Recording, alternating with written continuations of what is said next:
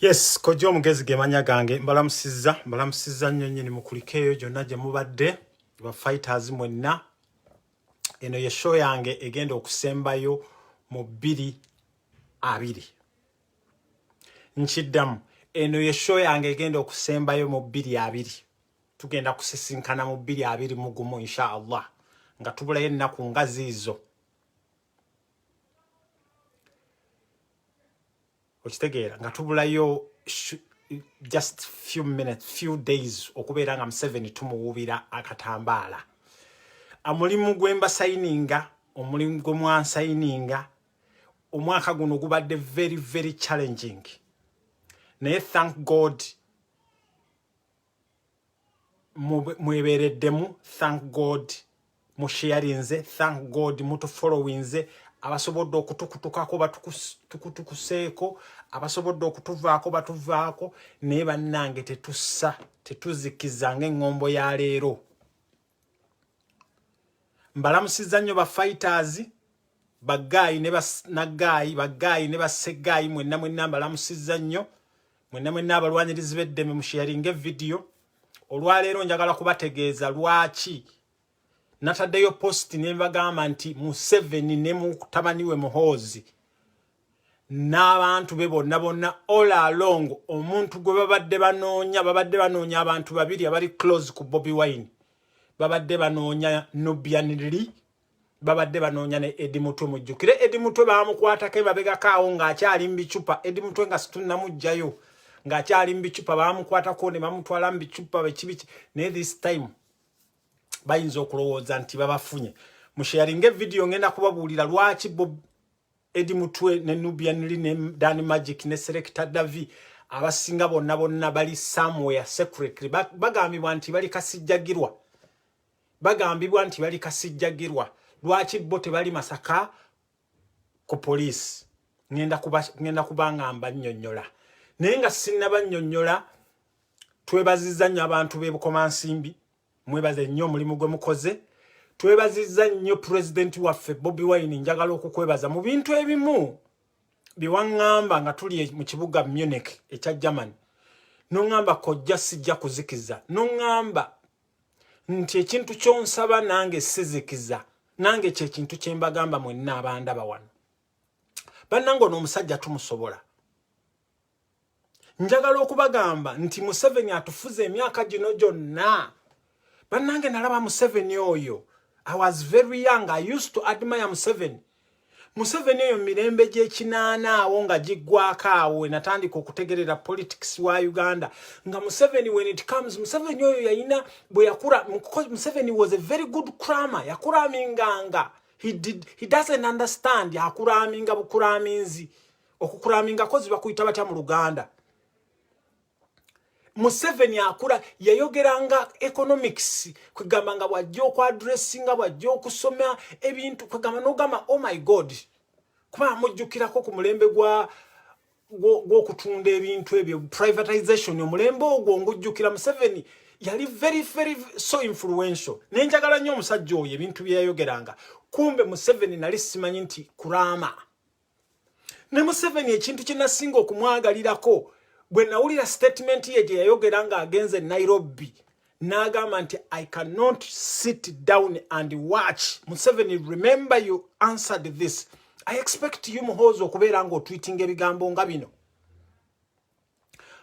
Museveni wayogere Nairobi n'ogamba ng'ogenza okusayininga ne baalutwa endagaano n'ogamba nti you can't sit and watch while your fellow Ugandans are being slaughtered nga Museveni oyite emabega n'ottabanna Uganda nga kyokola kati ng'oyagala okuvumaganya Obote oyagala okuvumaganya Lutwa naye wagamba nti tosobola kutuula wansi n'olera engalo nga bannayuganda bafa naye you are the very same Museveni atudde kati n'olaba bannayuganda nga bafa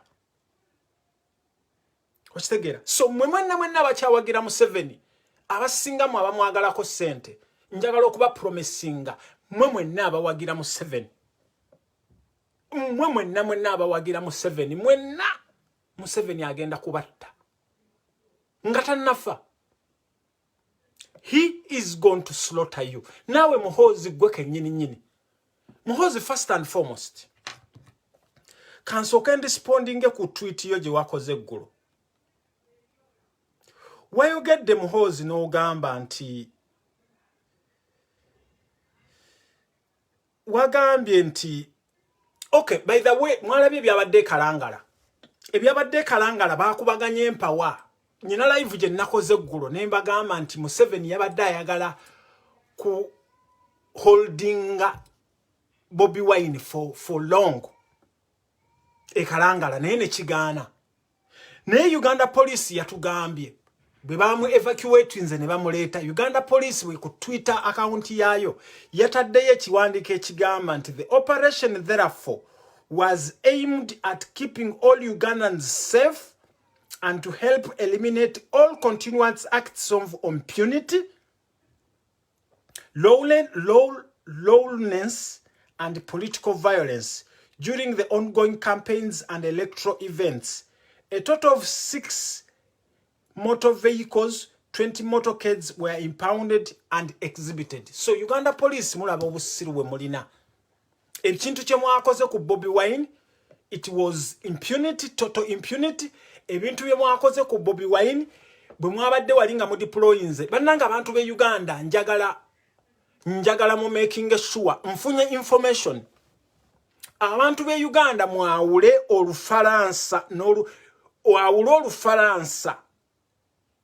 Olufaransa n'Oluportuguese aba basirikale abali e Uganda I'm told they are Angolans they are from Angola boogera boogera boogera Luportuguese I'm told aba bajasi bonna be mulaba bonna bateekamu omu babiri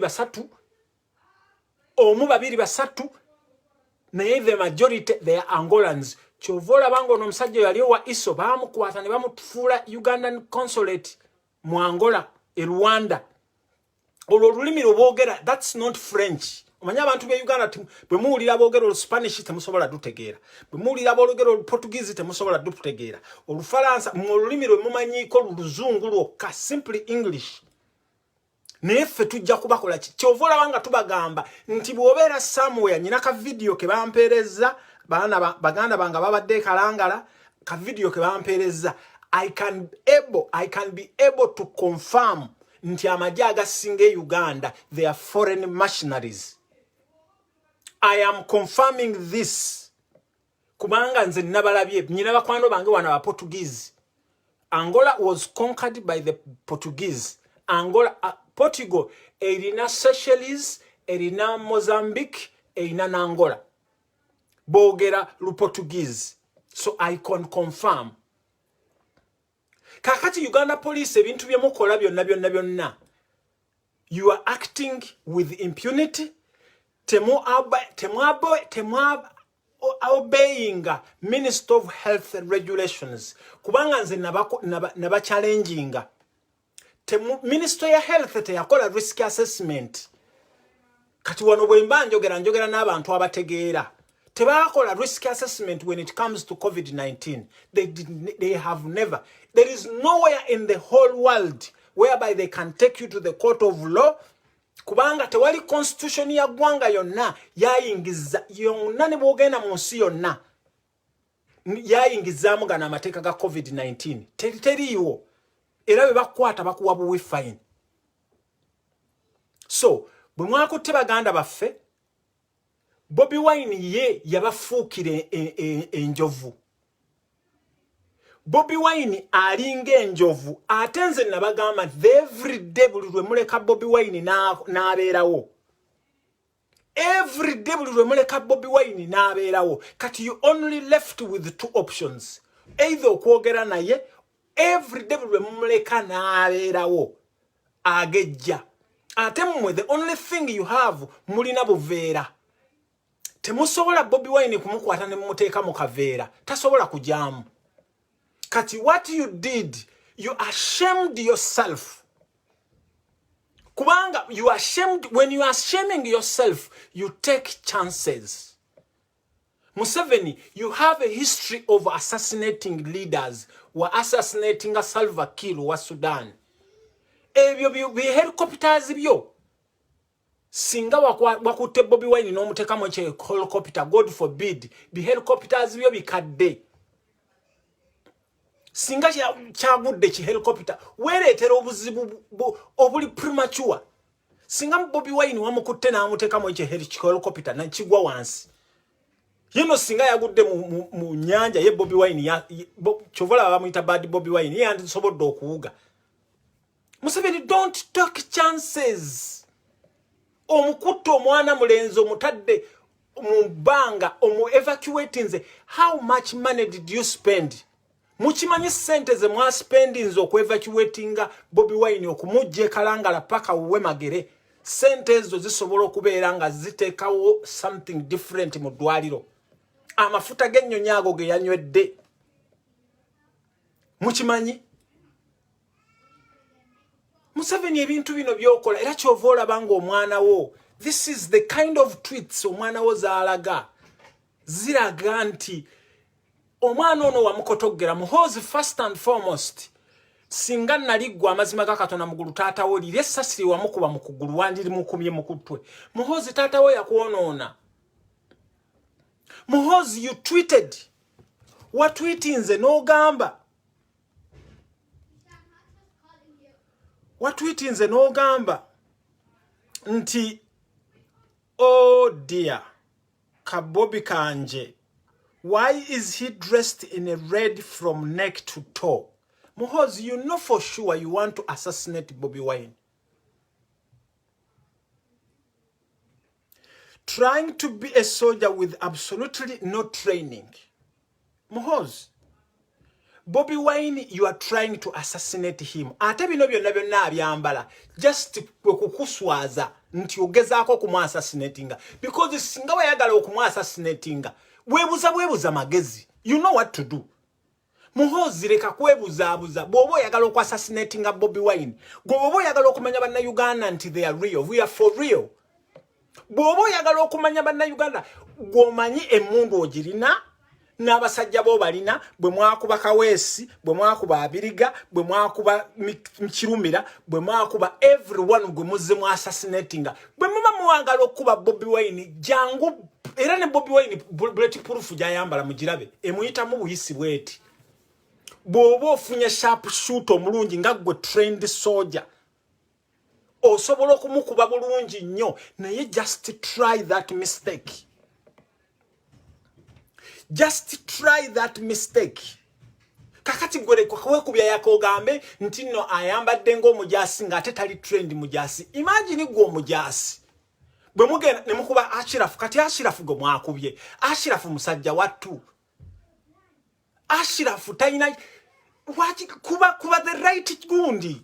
Olabe kiva mu yebyayi. Bwoba oyagala okulaba bannayuganda try to assassinate Bobi Wine. That's when you are going. Mugenda kuprovinga nti power belongs to the people. Bulina kutwogera bwogezi ne mulowooza mbuno tulekana. Nze just do me that favor. Muje mwagala okwekolera favor. Try to assassinate Bobi Wine. Byonna byo typinga mbwa ayambadde ngo musirikale si musirikale. Akulabisa bulabisa for your information because absolutely not trained. Someone tell this young brother of mine that we are going to beat him very badly in the polls. That's where I want you. Moz, if you are sure that your dad is being loved in Uganda, just bring a free and fair elections. My big brother Moz. If you are sure nti mugenda kutukuba mu polls, leave down, put down the intimidation. Muleme kwekubya yaka mbwate because of COVID-19 ngate tata waite eno mbwagula we engudo ebito byebuza tokola ki Muhozi. If you are sure nti your dad is being loved, vayo gojo campaigning mu Kampala amazima gakatola n'enkoko tezijja kujja kulaba. If you are sure, put down the intimidation. Why do you have to waste abajasa abo bonna be watuteeka langala for a simple man Bobi Wine? Obolo okuba ayimba n'abagamba bad Bobi Wine kimutya. Basajja mwenga muli batiitizi nnyo. No, nze munnange muganda wange nsamba buli muntu yenna, every human being. Chovola beno ye generation yaffe bakyagulanyi. Every chovola bafete tuliko bino mboli muganda mboli muki. Every human being is related to me. Ye kino kyenjagala okubagamba yeno Uganda gye twagala okuteekawo. Mwe muddawo ne mugamba mbunze ensamba neddira ngabi mbwa ebyo fete tubirina. Ebyo tetubirina guno omulembe omwagulanyi tugulina. Every human being is related to us. Ne Museveni chovola banga tumugamba nti Museveni peacefully. Just leave power peacefully. Kati tuze. Museveni Muhozi bw'ovuddawo no tweeting and no gamba nti it's a shame for Banyankore to call Bobi Wine musinguzi. Muhozi ekikubonyabonya kiri ekintu eki. Ekisinza okukubonyabonya kiri ekintu eki. Muhozi tomanyi true identity yo. Ekintu ekyo kibi nnyo bw'oba kwegamba bwe weetunulaawo kati nganze bwe neeraba mu mmira bwenti nga nammwe bwe mundaba ku masimu gammwe nga temumanyiko jjo omugezi nzaani neddira ki nsibukawa. Muhozi ekibi kyo tosobola. You cannot mention 3 or 4 grandfathers of yours ne bwe babaziika. That's what is disorganizing you. Kyova olabanga oli awo kati ne bwe tumenya bannayuganda. But tumenya bannayuganda ne tugamba nti okay Muhozi you are a Ugandan. By how? Are you a Ugandan by registration? Because you are not a Ugandan by birth. Are you a Ugandan by descent? Are you a Ugandan by naturalization? Are you a Ugandan by registration? Oli munnayuganda atya. Ekisinga okukubonyaabonya Muhozi, you don't know your origin. Kakati mwagenda ne mwekweka Banyankole, which would have been good. Muhozi tolowooza nti ebintu byokola gwa ffe twabikola wane South Africa. Siyagwazi kulumisizu. twekweka mugamba Zulu ne twetuma buuza abaana bali e South Africa ne twekweka abazimbabwe bali e South Africa for survival. Tolowooza nti gwe bino ebintu gw'osoosa obikola. Mwe Abanyarwanda b'e Uganda temulowooza nti bino ebintu mwe mbisoosa obikola. Nene gye tubeera eno abantu babeerayo abantu bali eno Abatanzania tubalina beeyita Basomali nga si Basomali. Temulowooza nti ebintu mwe mbikoze naye abantu babikola for survival. Ne time reaches omuntu n'agamba this is my true identity. Kakati gwe Muhoozi, what is your true identity? Because bwe watwitinze nti musinguzi n'ogamba nti no simanya Abanyankole simanya bakola ki genda olabe. Imagine a person like you Muhoozi, with your respects, with your a commander of that illegal army. No take out ku Twitter yo official Twitter yo kuliko the presidential advisor oba Museveni omu advisinga kwegamba ndabanga abantu ababiri musisinkanye bwe musisinkana ne Museveni simanyi mbozi gye munyumya. I can imagine nempulira ka audio kamwenga ne oba Museveni omu advisinga muki. I really want to know how do you special simanya be good oba mu advise chovola banga Museveni ya ending up nga zokugula we ngude zaliwo ezedda. That is what you advise Museveni. Utsegere kakacho didde bano bababi bo bagenda ne Mwankole ne babeerayo. Tata wa babi nasoma okubeera vet officer. Mama wa babi nasoma okubeera vet officer. Natandika okujjanjaba ebisolo. Era bayina omukululo gwe bazimbye. Era babi yasomera we yasomera ayina abaana be yasomana kati gwe Muhoozi wasomera ludda wo ina ba obizi ne ba ogizi bo abakwenyumirizaamu. Era chovola baku Twitter y'abantu bazze ne bakuvuma Abanyankole, the true Banyankole, because if you would have been you guys from the West mwandibadde mwa reinstating obwaka. It does not help no restating obwakabaka bwa Bunyoro ate obwankole n'ogaana obureinstating. Osegera. So banange njagala nnyo okulaba Muhoozi ng'ali ne taata we nga bali awo batudde kubanga ye gundi ye Janati Muhammad Janati bw'abatuula mu yayinza okuleeta ku mboozi ya Yesu Kristo. N'atandika nayo okwekubya yaka ne Natasha ne batandika okwekubya yaka mbu haleluya haleluya. Naye njagala okuwulirako Muhoozi, what do you really advise? Njagala mukansalire mu kanoko. Njagala mukansalire mu kano. Mumbuulize Muhoozi, what does he advise his father? What has he, for the last how many years, he has been a special advisor on special duties. Chovola wangezo mwazi withholding a special duties ezobusiru. Muzita na special duties ebyo bugwaga bya mubera mweyo ku slaughtering abanna Uganda, kutta banna Uganda, kubba ttaka lya banna Uganda. Mu special duties, what do you really advise? Mukansalire mukano.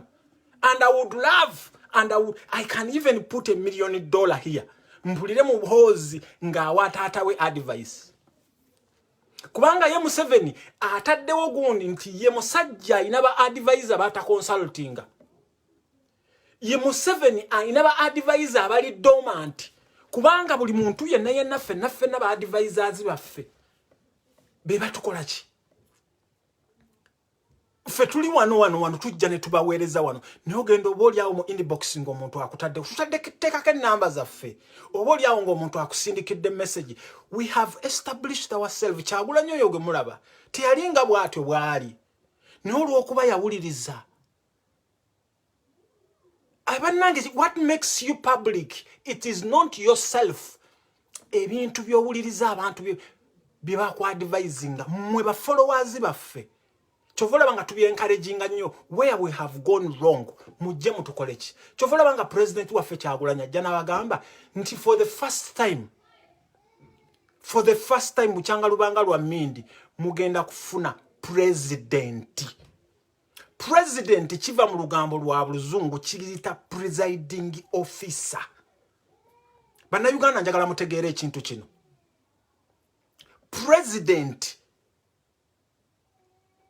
President is not an instructor. is presiding over these three bodies. The three bodies which are the legislature, the executive, and the judiciary.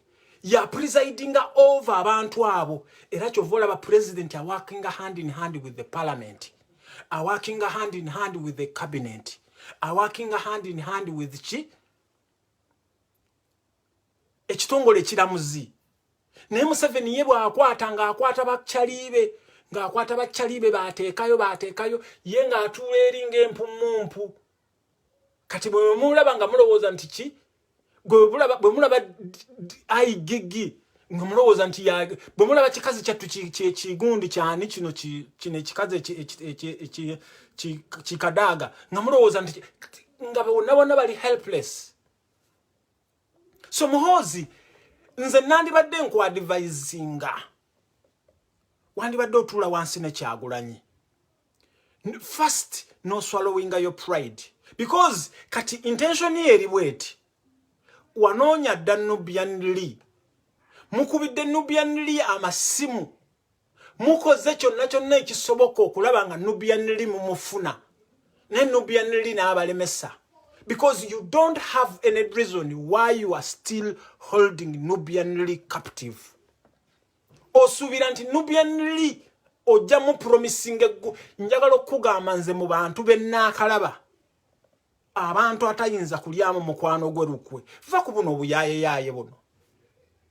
Ate njagala okubagamba nti Kyagulanyi Bobi Wine bwe yafuuka Kyagulanyi n'asooka amanya nti who is who. Bobi Wine ye muntu ne bwobeera mukwano gwe akusemberera era kyovola banga yakugamba nti he's very afraid of his friends. Naye ayina baakola ki? Naye ne bwe munaakola mutya ne munaatwala Nubian Lee kasijjagirwa ne mumukola ne mutwalayo oyo omusajja oyo Sunday simanya yaani n'akola bitya. Nubian Lee waakiri okufa omwana oyo mulugwala waakiri okufa omwana oyo munobbi naye nga talidde mu muganda we lukwe tasobola. Bino byonna bye muliko Museveni mwekubya yaka. Bino byonna Muhoozi byokola byonna weekubya yaka. Tosobola. There is nothing you are going to persuade Nubian Lee okubeera nga avaamu Bobi Wine because mwagala okumanya ekintu kino kitambula kitya. Mwagala okumanya ekintu kino bwe kitambula naye njagala okubakakasa kino ekintu ne Bobi Wine takimanyi bwe kitambula. Nze nabadde eggulo okusinza kugamba obeera ne information gy'omanyi n'okoma ogenda okulaba ng'enkyaki. Kino ekintu singa mwagala okukimanya bwe kiri singa muddayo ku kigambo kye tuyita twebeereremu. Ekyo ekigambo kirina clear definition. Okwebeereramu omuntu eyeebeereddemu abeera atya, omuntu eyeebeereddemu ayogera atya, omuntu eyeebeereddemu akola atya. Buli muntu ali true noob supporter, true people power supporter bwe yeebeereramu ogenda okulaba buli kintu. Tubeera n'ebintu ebiri uniform. Ogendo chovola banga ffe tukwatagana ffe kitugatta wano. Chovola babaali baagala essente ennyo baavaako ne kuno ku internet temukyabalabako. Abaali baagala ennyo ssente abateebeereramu abatamanyi nti teri kuzikiza bwe muwulira ebigambo ebyo bye tuwogera mulowooza nti tubyogera tutamidde. Ebintu ebyo tubyogera tuli soba. Bobi yakugamba ye mwasuubidde nti mwe munaakwata Nubian Lee nga azikiza ye asonga mbere. Abaana bonna mubakutte mubajjeeko amasimu njagala okubakakasaaga amasimu ge mwatutte temulina na kimu kye mugenda kufuna.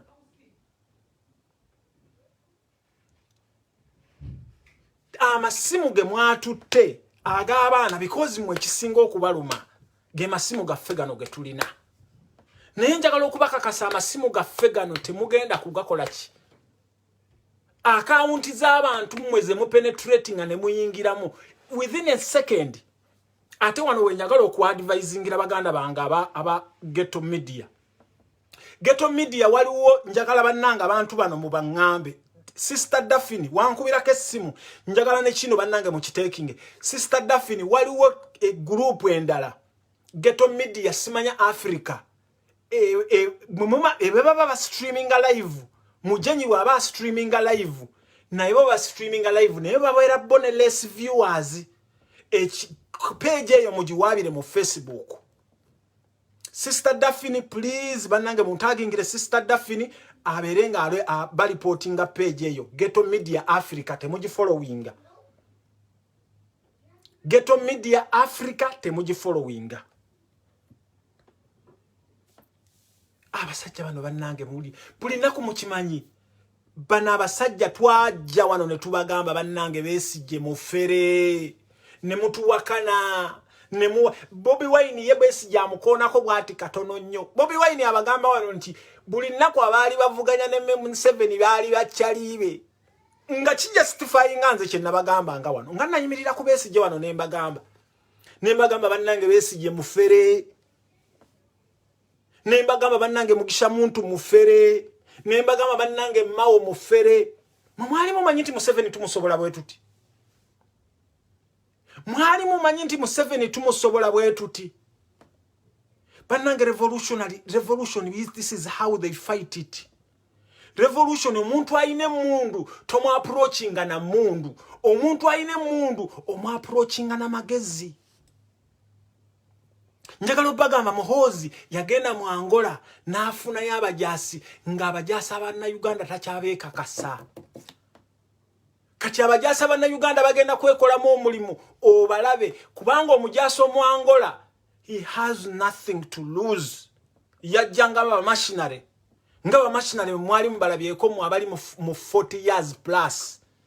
Mwala bakubanyanya wano mwabala badduka emisinde batunda ne abasajja bagenda kutunda ne uniform zaabwe temubalaba nti bambala obukokolo bagenda kwambula obukokolo batandika okubatamiko mustache batandika okwogera oluportugize olutali nayo babeegayirire babaguleko engoye.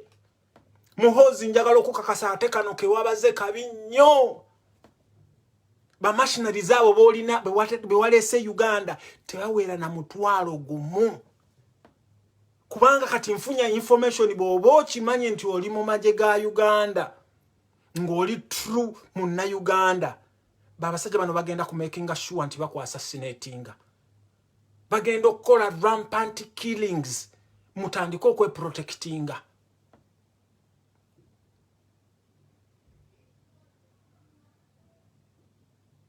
Mutandike Halima Keri bwe baba account yo baali bagitwala for 5 months. Then you have to report to Facebook. Don't use that very same account. Munyigo ku making a password zammwe nga ziri very strong. Temukozesa password, date of birth, simanyani, mukozese hashtag, simanya whatever art, mutekemu obu simbo zobo. Kubanga bana basajja tubasuza tetukola ki? Tetuwebase. So back to the issue. Muhoozi, this is your fate. Kubanga you have shown mistakes zokola. Olwalero Museveni yabadde supposed okwogera enkya ne Bobi Wine. Njagala bagamba Bobi Wine bye yatugamba wano nti abasajja be tusinga okutya be basinga okututya. Museveni yabadde supposed kwogera enkya. Bobi n'agamba nti naye ajja kwogera enkya. Museveni azze n'ayogera leero. Kakati end of the year address nabagamba muddeeyo mu quoting ebigambo byange. Nabagamba nti Museveni oyo gwe mulaba. Era n'olwalero Bobi Wine akigambe naye Museveni yakyogerako nti omuntu bwa reaching late adulthood. If someone reaches late adulthood, ebigambo byayogera bitandika okuseerera. Muddeeyo mulabe Museveni address ye gy'abadde ayogera. Abadde anyumya ku Zebura, n'anyumya ku Banuupu, n'anyumya ku Baaki. Kwegamba Museveni yali ayogera ebintu ebiri very constructive. Museveni was very good in lying. Chovola Museveni nga yabalimba mbu yasome Dar es Salaam nga wasoma yoddi. Chovola wanti Museveni yabalimba mbu no simanyi obote yakola bino. Museveni was very good in lying. Naye kati takyasobola because atuuse mu myaka egiyogera ebigambo ebiseerera. Takyasobola kwogera. Leero Museveni bw'omubuuza ekigambo kye yakoze eggulo. Abantu abatuuse mu that stage beerabira mangu. Process eno kabaka bw'otuuka over 75 years wajjako akabubi akajja over your brain. Ebigambo ebisinga kyova olaba you take long to process. Omukadde bw'omubuuza ekigambo alwawo mubuuze bannayuganda bannammwe bannayuganda abamanyi ffe twakolako mu bakadde. Abakadde nga Museveni nze mmanyi byali like lokola. Museveni nkakasa tokyasobola na kuholdinga kugenda mu toilet ku Museveni omusulo be gukuluma within a second oba wefukidde dda. within a second oba weefukidde dda.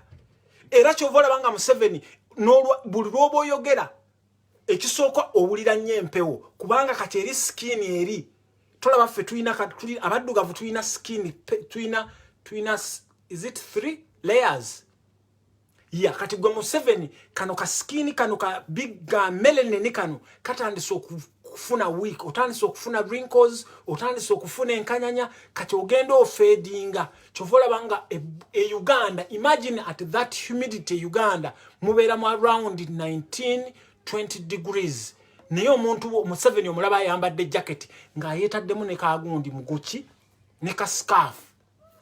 Museveni ayagala nnyo okunywa caayi ekiro ayagala okuwarminga up himself because agenderedde. Kati Museveni kye yandibadde akola yandibadde yebuildinga kubanga nze nnyina mutabani wange nina abaana bange I try to make sure that nti mbe encouraginga bwe naaba siriwo bwe bajja omwana yemmirayo. Museveni kati bwolaba Muhoozi ebintu byakola that is what ate Muhoozi ye ate nno abaddeko gundiko abaddeko better because Muhoozi akulidde mu environment whereby nti ebintu byakola Muhoozi yo bijja kubeera established. Ne Museveni yattanga abantu yabbanga enkoko yarepinganga abakazi. Museveni oyinza okwekanga nga alina abaana nga 100. Is such an evil man. He does not concede. Wabula nze kyemumanyiika alimba. Era olaba naye yeewaako obujulizi mbuze amwe Satan.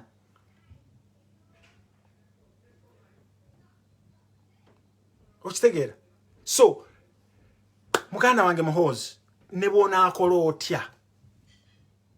Ne bw'onaakola otya? Temulaba Eddie Mutwe muntu ali very simple. Ne when it comes to Bobi Wine. When it comes to Bobi Wine, nze abantu ne bakeera ku makya abantu bali aba bemmanyi. Abantu bali basatu. Mwe mumanyi lwaki Bobi Wine atambula ne Nubian Lee. Mumanyi lwaki Bobi Wine atambula ne Nubian Lee. Everywhere. Nagana okutambula ne Secretary General we. Ali political activities. Nena atambula ne Nubian. Everywhere watambudde wonna. Nubian mukazi wa mulekaka. Nubian n'abeera mu motoka. Kati musuubira nti ne Maaka kubanga bempulidde bemuwithheld nze Nubian, Selector Davi, Eddie Mutwe, Maaka, Chuma Kya Yesu n'abaana abamu aba security. Musuubira nti webuna abamu enewe saagala kuboogerera naye nze omuntu gwenkakasa abantu bali aba ne bageza balyamu Bobi Wine olukwe. Nze nyinza n'okubanoonya ne mbakuba essasi kino njagala kukibagamba. Abantu bali basatu ne bageza balyamu Bobi Wine olukwe nga asooka kubo Nubian Lee, owokubiri Maama Babi Kyagulanyi Itungo, owokusatu Eddie Mutwe newankubadde ye tamanyi biwanvu nnyo naye bano ababiri Nubian Lee ne Babi Kyagulanyi bo bamanyi biwanvu era kiwavudde owulira wali Bobi Wine babadde bamutwala n'agamba yabadde asigadde nti kubira Babi aloginge out. Naye njagala okubagamba Museveni omuntu gwe mudiringa naye Bobi Wine temumanyi. Bobi Wine mujjukire bamukubirako information bamukubirako essimu era kyova olaba nti nze eggulo we bagambye nti era na insist nze nti Bobi Wine tali yeewuwe kubanga Bobi Wine singa yabadde wuwe yandibadde avaayo. Bobi Wine oyo muntu ali very muntu wa muto mugumu. Bobi Wine omukubira essimu n'omugamba Bobi Wine yambala element n'ogenda okulaba ng'avuddeyo nga Bobi Wine tayambadde element n'ogamba bannanga omusajja ono. Naye eggulo Bobi Wine bwe bamugambye nti naale era kye kigambo enanga singa enanga ogenda n'oyogera bw'otyo nti Bobi Wine bamukomezzaawo eka singa bw'otyo bw'osiba oyogera enanga wandibadde otegeera. Enanga bukyanga omwaka gutandika kye kigambo ekiwayogeddeko ekyamagezi nti Bobi Wine bamuzzizaayo eka kyekyo ekyamagezi era kyova olaba twaganya obibayinga. Nze nabadde nsuubira nti Bobi Wine n'ewaka taliiyo naye njagala okubakakasa Bobi Wine abantu abasinga bali related kuye bayina bwe bamanya wawaali ate njagala okubakakasa mwenna bakwata Bobi Wine mwenna tubamanyi mwenna abakwata Bobi Wine mwenna tubamanyi era tubamanya era n'amaloboozi gammwe tugasigaza era ne bemuli mu kugamba Nubian Li bemuli mu kugamba ani byonna tubiwulira. So Muhoozi nze njagala okukusaba swallow your pride kubanga taatawo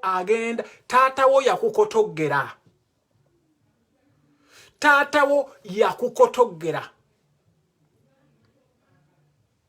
from the day kubanga wewe tunulamu Muhoozi nze sagala kujja ne exposing gundi yo nze we manjogera ebintu byano njagala njogere in a very very good gentle way. Tata wo manyi yakukotogera from your mother okimanyi bulungi jana tisiye mama wo wandi badde otula n'omanya nti ndikaana kambaata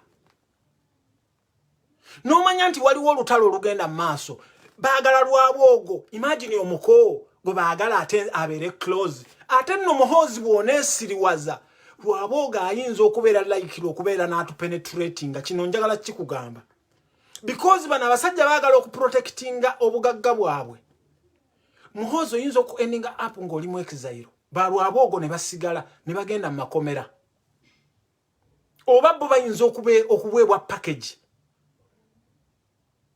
kubanga bo basirise teboogera naye gwe you are very very active ogenze mwangola olesa abajasi Muhoozi abasajja basobola n'okutta gwe kennyini ne bakutta abo machineries we walese Muhoozi nawe kennyini they can shoot you because they don't value you ne bakugamba nti no it was a friendly fire.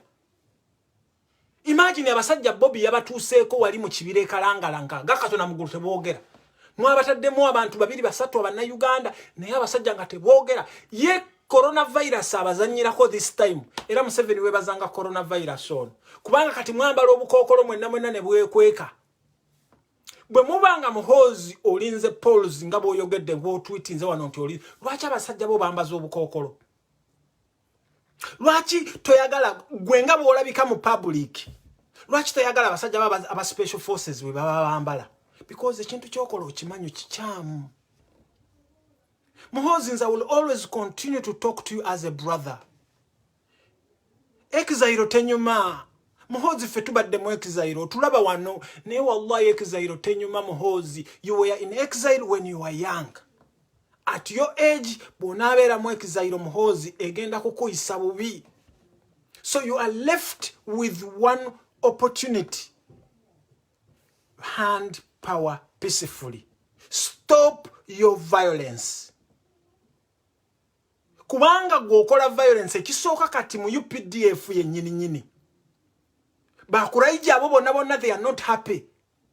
Abajasi bonna bomanyi bonna they are not happy. Olwa machinery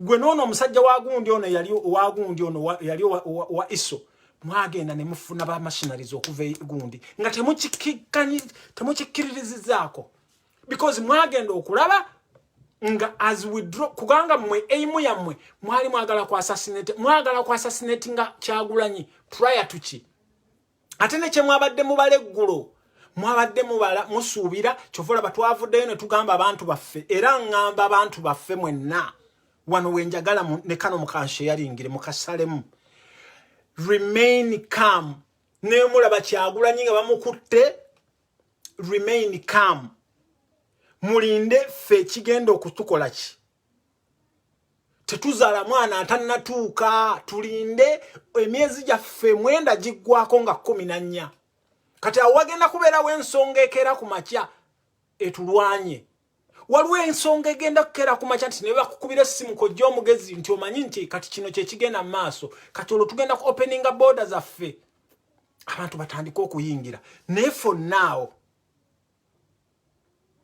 Nakimbugwe Faith munnange gyendi For now, njagalo bagamba bagenda kutusika eriyo mbuba wambye Bobi Wine mbuba wambye Eddie Mutwe mbuba wambye ani remain calm ngabe mwa remain nze calm eggulo remain calm bana abasajja ba planninga kwewamba bwe ba planninga okwewamba bagala creating a chaos bewambwe nete kijja kusoboka Banange kintu kino tukivuze mujjukire bayagala okukwata Bobi Wine nga agenzo ku nomination ne kibalema ne bamukwata eruuka ne kibalema ne bakola buki byonna bye bagenda okukola because obwongo bwabwe bulowoleza mu 1990 obwongo bwabwe tebukyalowooza mu 2000 and ate kati linda 2021 munjagala okubagamba ebigenda okujja ebipya mugenda kubiraba omwaka tetugutandika leero ekiro mugenda kulaba naye njagala omwaka ogwaffe gutandikanga 14 January. That's when mulekerawo no celebrating ngambo happy ebebe na benna happy new year on the 14th of January. That's when we are going to celebrate our atenge kintu kino tukisobola bannange ekintu kino tukisobola abasajja bano they failed to strategize themselves bafairinga okwes bo baali bamanyi nti ekintu kye bakola ki kibagira besiba ku bazungu abazungu ne baba babona bonna ne baba malawo okitegeera Museveni agenda kuva ku muyinza nga ne pipeline tajizimbye kuva gundi hoima paka gundi paka Tanzania emuleme tachimulemye ebibe na bigundi bibasaininga byonna fete bitukwatako amabanja ge bakozeko nabonna tegatukwatako. This is going to be a new Uganda. Mbagambye fe happy new year tugenda kugamba happy new year on the 14th of January and Museveni you still have time nebona continuing okuinsistinga nga bakulimba mbu omalako kati mwaweze covid simanya mwaweze mbu gwe totambula kati wabadde Busaabala wabadde Wakiso district kati mwaweze mbu simanya kati ono bala mwali mukutegeka mbu simanya Museveni simanya award ne abo bonna Museveni bakufera Museveni ogenda kufa high blood pressure kubanga abaana boliko bonna bakufera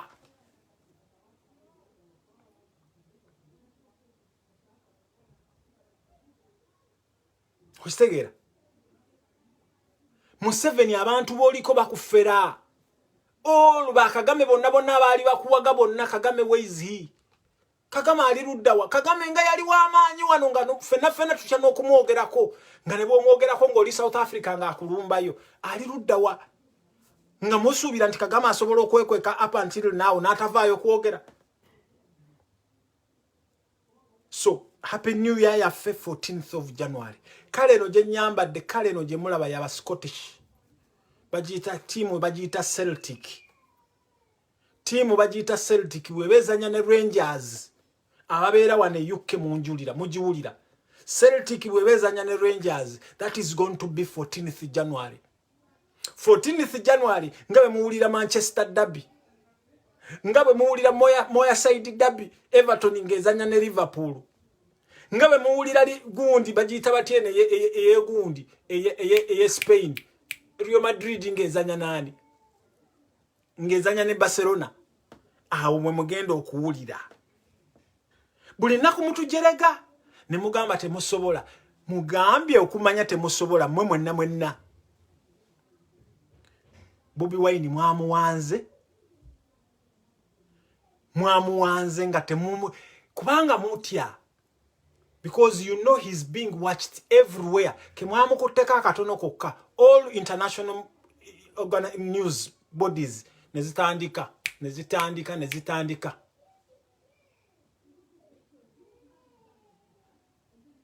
okitegeera so bana Uganda kino njagala kukibalekera we cannot do this thing alone. This is going to be ekintu kino katukikole fenna tusooke tukiguse bwe tumala okukigusa fenna we are going to have a conference fenna all fighters with our representation. Nti bano be representing bwabe gundi bano bwe bati everybody is going to have a say. Ostegera El Clasico wamma. El Clasico on the 14th of January. El Clasico. Ebebe na Museveni yo planninga mbwa abantu ogenda ku introducing a curfew kubanga I'm told on the 14th of January after elections ogenda ku introducing a curfew. Naye this time nche tulwanira tukimanyi. Bwoba wali owuze ku muwala ekiwojjolo muwala n'abeera mu Luswahili kye tuyita tamu. Kitu kitamu kizuri. Ekintu ne kikuwomera bulungi. Kubanga kye tugenda okulwanirira tugenda kubeera nga tukimanyi. Nakugamba wano Museveni nti buli kalulubu owa Nuupu wagenda okukateeka bwe kati ffe tumanyiiwo tugenda kubeera nga tulabawo oyo software twamuyingiza dda. Era mu aba Nuupu mwenna abali e Uganda mwenna mugamba abantu bamwe bagende bavoting in large numbers. Museveni akalulu akangi takabba. Muve ku bine bya Besigye bye yali abafera mbuno Museveni temusobola na kumutwala na kalulu. Bino Museveni bye yabalimba limba ngambu kwota pini ayayingira na nyondo. Kati Bobi Wine ayina gundi avamu na nyondo. Bobi Wine ayina nyondo. Biwali otufera wano. Biwali otufera mbugoli kwota pini oyingira na nyondo vamu na nyondo. Bobi Wine atayina wadde na jolo. Akukankanya. Mwena ne mukankana, mwena ne mukola ki.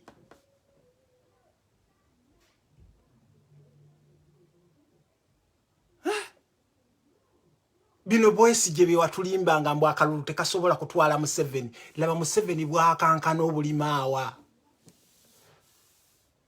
Era nawe Besigye gwe vaayo kola apology nga El Clasico tennatuuka. NRM ne Nuupu dabbinga tennatuuka ku 14th of January. Besigye vaayo kole otherwise tujja kutunga ku musito naawe. Otherwise Besigye bino be watuferanga n'otulimbalimanga mu Museveni tasobola kugenda na kalulu agenda kuyita abe Masaka n'obateekaawo basajja batu ne batunula okuva emisana paka kiro. Laibi light Allah abantu babadde mpiji wali wallahi mpiji ngeringa Arua. Mpiji awe twatawera na kilomita 2 ekibuga twagala ki stretchinga paka kigende naye mpiji wallahi simply because abasiramu nabagamba Museveni ya chawa abasiramu. Kino ekikazi kya Meri yakyambadde kyali wano nalinchiriya mannange mwandaba wano bwe nalinchiriya naye bwo kitunulira kya Meri yakyambadde kyonna kyonna bakiringa. So, muveyo mukuba akalulu in large numbers. Kino ekintu kya ddala. Muveyo mukuba akalulu in large numbers. Nze sikuba kalulu. Omulimu gwange mudomo. Ero mudomo. Boba o sharinga video yange wano. Nsaba weekonyere ku emoji. Ositegeera. Bana abasajja tubasobola. So, mwebale nnyo mwebalire ddala bannange. Naye mbaliriza nga nkugamba Muhoozi. Muhoozi enkoko epapala nnyo nga bagisazeeko omutwe. Abo bonna ba Lokeki kati olese Lokeki ya committing atrocities the Sudan, Southern Sudan. Lokeki cannot save you. Muhoozi, my brother. Lokeki can never save you. Eyazibwe Ashiat mukwano jendi. Lokeki can never save you. Nawe Kandru Mwenda anvuddeyo. Kale okumanya Kandru Mwenda kasajja gwe. Batta mukwano go Mayombo Gwandru Mwenda osuubira nti nawe tebasobola kusalako mutwaba abasajja. Batta Andru Mayombo wano. Oli wano mbu ogamba Lokeki mbuno omwebaza. Lokeki omumanyi. Nisha Travers mukwano je mwebaleko jonna. So, mwenna mugenda kubo mudomo naye twabafunidde abasobola. Mwe bansereko mwe mwatunda woko tuwaka yakwata akati. Besigye waleta woko tuwaka wano nekwata akati. Aba MPs ne bavaayo bonna. Nsereko ng'okolagana wamu ne Besigye ne mutunda woko tuwaka. Vaayo owakane. Kati nsereko naawe ogwotyo bw'ogenze. ate gwensereko tukya ku investigatinga ke ebintu bingi nnyo ogenda maaso n'okutta abantu nga mulimba abantu nti balwadde COVID-19 nabagamba COVID-19 bwabe Uganda jali singanze Museveni okere ncha n'ofa COVID awo nja kukkiriza nti Uganda jali nenga gwe tonnafa nga Kadaga tannafa nga Moses Ali tannafa nga Kahindo tafire tannafa nga akasajja katunulange ngempunu kano kani katumwine nga tekannafa sijja kukkiriza nti COVID jali Uganda sijja kukkiriza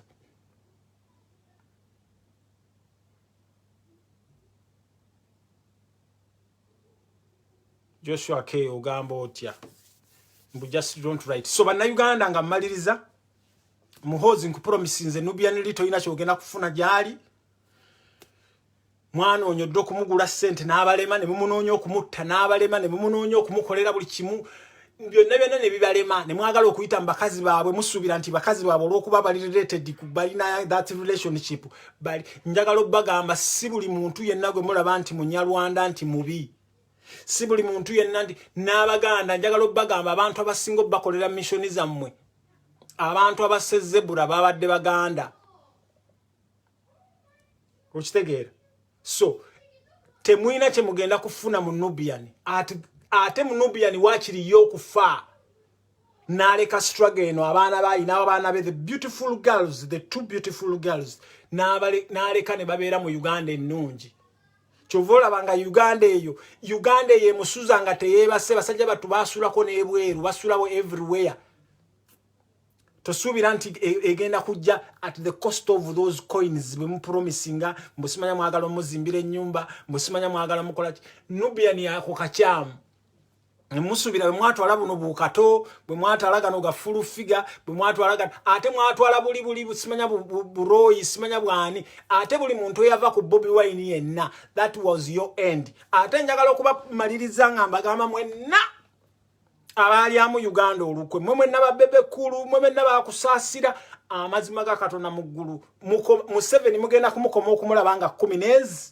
njagala ne kano mukaseyalemu mwemwe namwe abali amu mu Uganda olukwe Museveni mukoma okumulabanga 10 kubanga Museveni bwamanya agenda kudduka mu Uganda with the fastest plane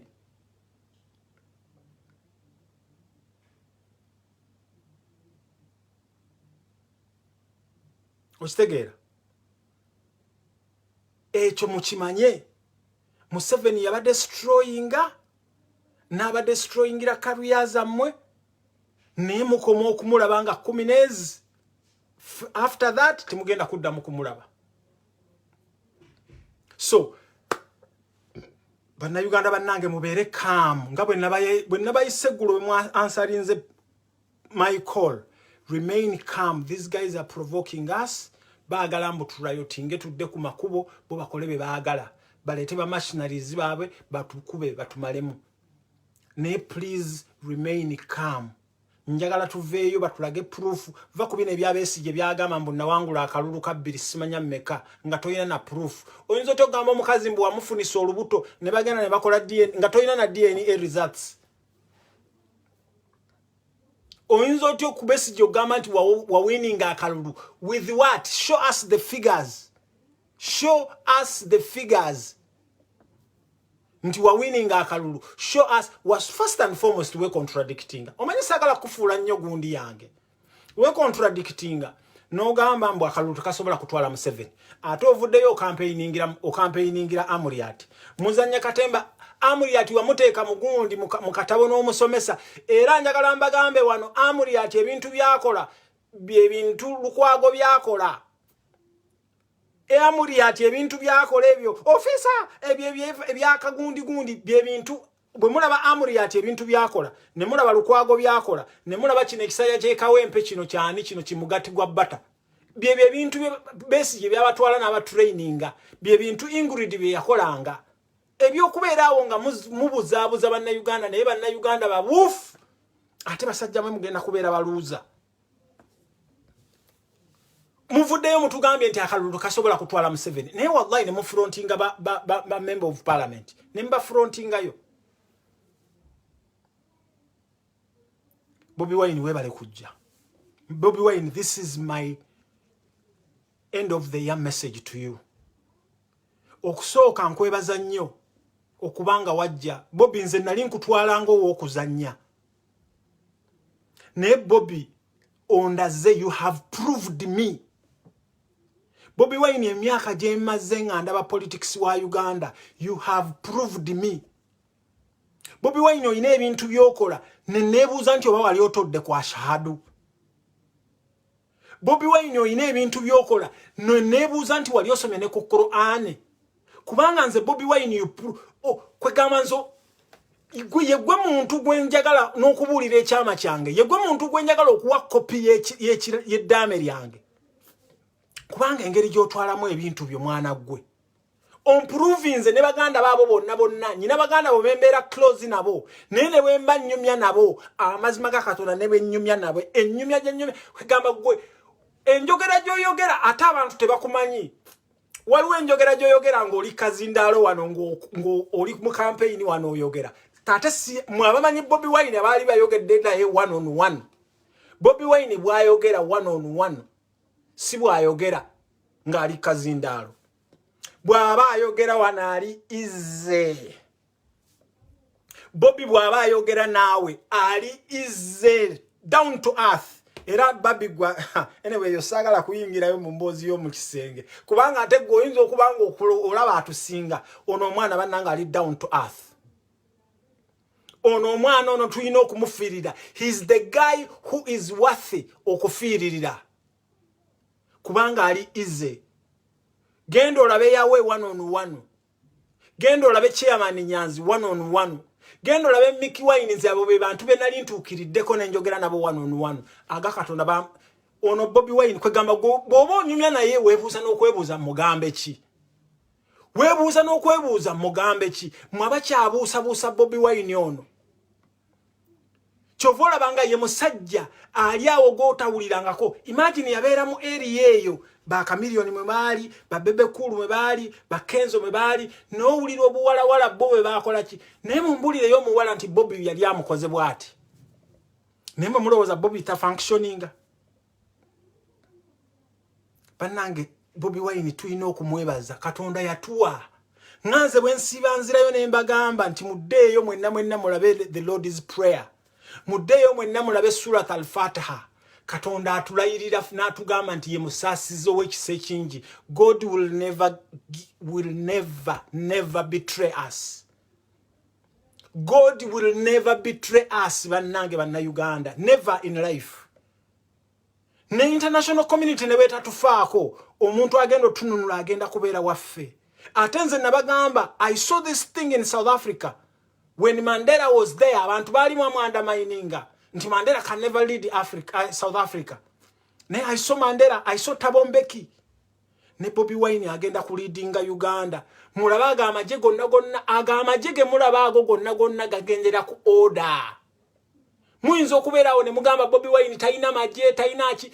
Aga amaje Bobi Wine bwafunayo ba meja nga basatu bana. Bagenda kubako kasijjagirwa gye muwulire eyo simanya bombo simanya mbuya bawulira buwulizi kasimu. Just a simu. N'owulira Meja Gundi n'akuba essimu okenda okulaba nga bonna bakoze ki. Mugenda kulaba abajasi bwe bakubira Bobi Wine bwe bati saluti bwe bati mwebuuze bwe n'okwebuuza sibe bana abaali batukuba emiggo. Sibe bana abaali batukuba emiggo. Ogwo guba muyimo gwabwe gwe balina guno omuyimo gwa muhoozi gwe gubatambuza mwenna abali wano mwali mu functioninze muli over 18 bw'obeera n'omuyimo bw'obeera n'omuyimo wano n'olaba omukyala n'olaba omwami n'olaba 6 pack n'okola ki ebyo byonna bigenda kuggwawo. There is nothing that is there that is going to stay forever. Bannange temwaliwo nga bannayuganda balwanirira kabaka yekka baafa. Temwaliwo nga bannayuganda balwanirira independence baafa. Temwaliwo nga abaganda babwamba mubende yonna eyo paka eyo okukuba abagundi okuwamba lyantondo okuwamba wawo okugazia obuganda eyo. Temwaliwo mu obusiraamu okutuuka e Uganda. Obusiraamu bwatuuka e Uganda with a sword. Temwaliyo mu abakatuliki abali abakomba sapule obukatuliki okujja Uganda bwajjayo with the sword. okitegeera omukazi gwolina omusajja gwolina olugoye luno lwoyambadde terwakusanga awo ng'otudde so wake up.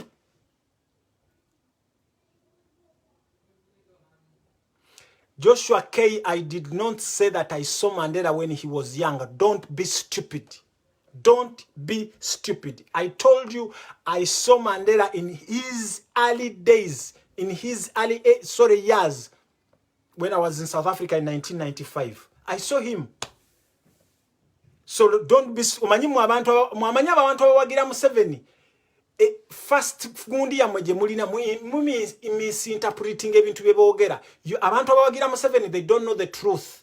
Nebo bagamba nti 1 + 1 bajja kugamba 50. They don't know the truth. They hate the truth. Chovalanga Museveni avuddeyo kati avaayo mwe najja wano n'abagamba nti he is securing your future. Naye Museveni, I challenge you the statement you made today. No government abantu abasezebura bayambadde security forces uniform. If you cannot secure your security, Museveni, tomorrow they are going to assassinate you. Tomorrow they are going to assassinate your son. Tomorrow they are going to assassinate your grandchildren. Bw'oba tosobola kwa securinga, imagine mu Kampala wali ebwayise wali. Just there.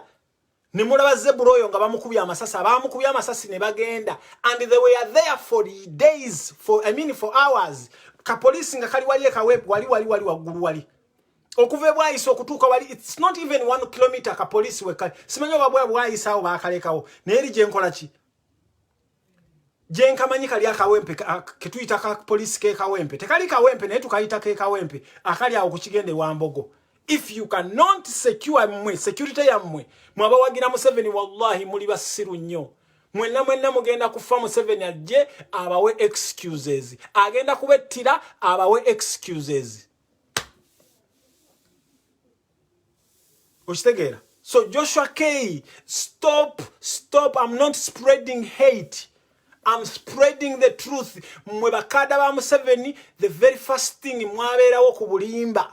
Muzimbidde ekintu kino ku bulimba. Ffe baatubulira bataata baffe.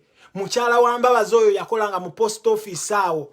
Mukyala wa Mbabazi n'akwata ng'eddambo baakozesanga P.O. Box.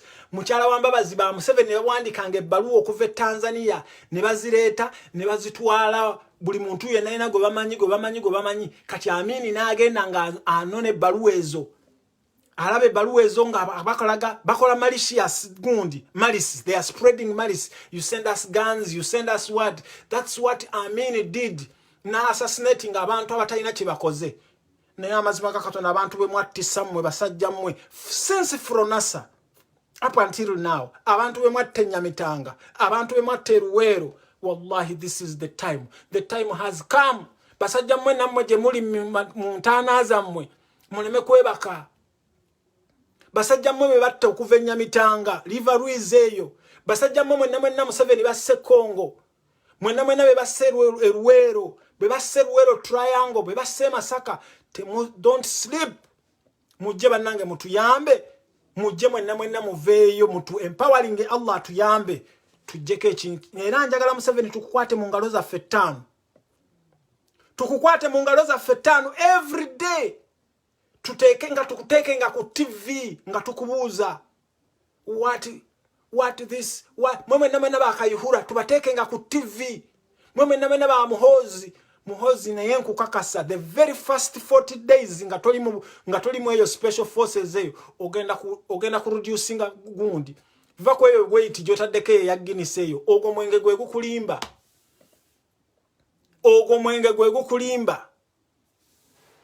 So, bannange, Bobi Wine. Katonda yatuwa Bobi Wine. Njagala mwabakyamuina mu Bobi Wine doubt. Mumwesige Bobi Wine. Muyirewo Bobi Wine omubiri. Bwe muyirawo Bobi Wine omubiri ye Uganda ye muyiriddemu omubiri. Bannange njagala bagamba ffe tubeere no mu diaspora. Nola aba Nigeria nga bayina gye bagenda wallahi mu Nigeria. Nze nyina mukyala wange wana ayina ensi gyavaamu eri close awo. Naye wallahi bwe baba bagenda ewaabwe ne bakubirigana amasimu bagenda. Naye wallahi abaana olaba Bannayuganda nga bagenda eka. Batya n'okkuba.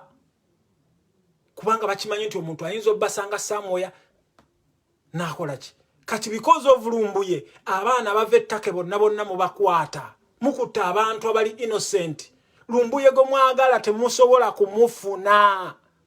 Lumbuye ekisinga okubakanga yagaana okulya ssente zammwe. Ate Lumbuye abamuwa amawulire bava mu mmwe. Ne mulekeraawo okupanishinga banna Uganda, innocent Ugandans, because Lumbuye yeewaayo ffe twesaddaaka. Nze bwe nesaddaaka wane Ireland, you don't need to punish all Ugandans in Ireland. Abasinga tebamanyi.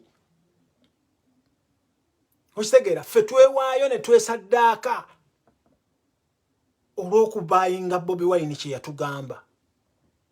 Twasaddaaka ne tugamba nti no, enough is enough. Tumusuubira nti no twagala nnyo okubeera ku mawanga ekino nsiba nkibagamba. However job you have, ne bw'oba oli engineer, wano nalaba ewa Richie omusajja nabagamba wano ne mbagamba mwalaba omusajja ku Richie bwe yatuleetera omusajja wa police mu America, omusajja munna Uganda, nabagamba wano tuyina abaana mu America, tuyina abaana mu Australia, tuyina abaana wane UK bali mu maje. These guys are ready to volunteer themselves. That's why nti ffe tubagamba nti Uganda gye twagala y'abanna Uganda, because tuyina abaana baffe wano. Abaana baffe betuzaalidde n'ebweru bagenda kukoma weeka nga they are Ugandans. So Bobi Wine tukwebaza nnyo okutubeera nga watuleetera endabirwamu ne twezuula ne tweraba.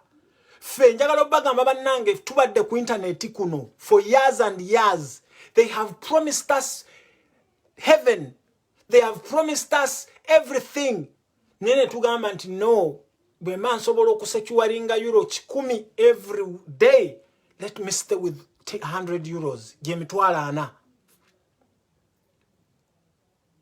Ostegera. Je mitwala ana. Naye look. Museveni nagana sente zo. Oludho abantu abasinga bakya spreading amalisi mbukojja yalya mbuko. You are right. Oina buli muntu ali free oku expressing views ize. Muntu bwajja nakugamba walya gwe bobo manyi mutima gote walya. Wano bajjanga bayisima ne batugamba nti nno Bobi Wine atunze people power agenze mu America. Ne Bobi Wine akyaliwo.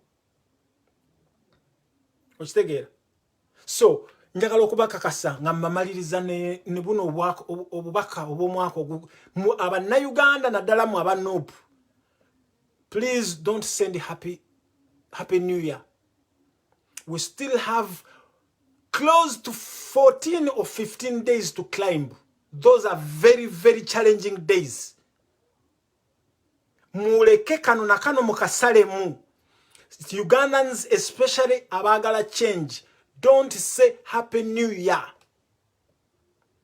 Tugenda kubeera ne Happy New Year together with our era independence yaffe tugenda kugikyusa. Tugenda kugigamba nti 14th of January Uganda we are independent. Because you are not independent yet you are still working. Ngokyali mu kiyumba ky'Omuwarabu. You are not independent nga ensi yo bakubyeko ettaka lyo bajjajjaabo babaziikulayo. You are not independent nga Kalangwa bi America kyambadde bibye ettaka lyammwe lyonna. Era nze nkutunuulira bwo celebrating independence ya Uganda, I look at you as a fool. So mulindeko 14th of January, that's when we are going to be independent. Mbagala nnyo mbagala ddala bannange. Mwebale nnyo, mwebalire ddala, mwenjoyinge sensible, mwe bannange bannange abanywa ku mwenge. Bannange tuyinayo Uganda egenda okunyuma. Tuyigenda okuzaawo Uganda eri Uganda etegerekeka. Don't over enjoy. Tukyayinayo okwenjoyinga. Okitegeera. So ne kano kagundi nkamaliriza ku mmwe aba Museveni mmwe abamuwagira. Museveni agenda kubawa naye agenda kubatta mmwe n'ababbalamu. Mmwe n'aba Kibedi, mmwe n'aba Isima. Kati n'otunuliranga Isima tokyadda n'eno Bulaaya. Weziika wenna Museveni akomanga 14 ogenda kuddawa. Okitegeera. So bannange musharingire video yange eno mwebale nnyo, mwebalire dda naye teri kuzikiza tukyeyongerayo teri kuzikiza. Bwoba olina information yoyagala jangu mu inbox. bwoba ina information yoyagala okumpa jangu mu inbox mwabamu mutya nefe twavaayo kubanga omuntu gwe twaviirayo mumulaba ali kwalaali mugisha muntu wallahi oli opposition nga banno ne Bobby afiiriddwa mu bodyguard we ne bamukola ki even a message, a condolence message besije mwemwe namwe temwasindika ki chovola banga mu exposinga mweraga who are you okitegera. So bannange don't over enjoy. Mbagala Allah abamazeeko ng'omwaka bwe mugenda oguselebrating nze si celebrating mwaka si celebrating birthday nensaba Allah mwenna buli bwomanyi nti oli muntu wa nope Allah aberenga akumazaako banyina ze mwenna ba supporters bange mwenna abali mbiyumba mwenna mbagala nnyo mbagalira ddala namwe abe Uganda bali ku ground mu kubaka luluka mmwe ne tujja kujja nga tubasomesa kati Museveni yagenda okulaba engeri gye tusomesaamu okukuba akalulu naye bw'atandise kati okuyigiriza abantu naye teteri kuzikiza banna Uganda bannaffe mwenna abakwatiddwa temutya Sharoni wa Bobby mwenna bamwetaaga Sharoni wa Bobby abamwetaaga yakyusize enamba ye bagikutte bana abayaaye Sharoni wa Bobby enamba yo bajja kola ki. So entebe mu ntebe mbagala nnyo mbagalira ddala. Assalamu alaikum wa rahmatullahi wa barakatuh.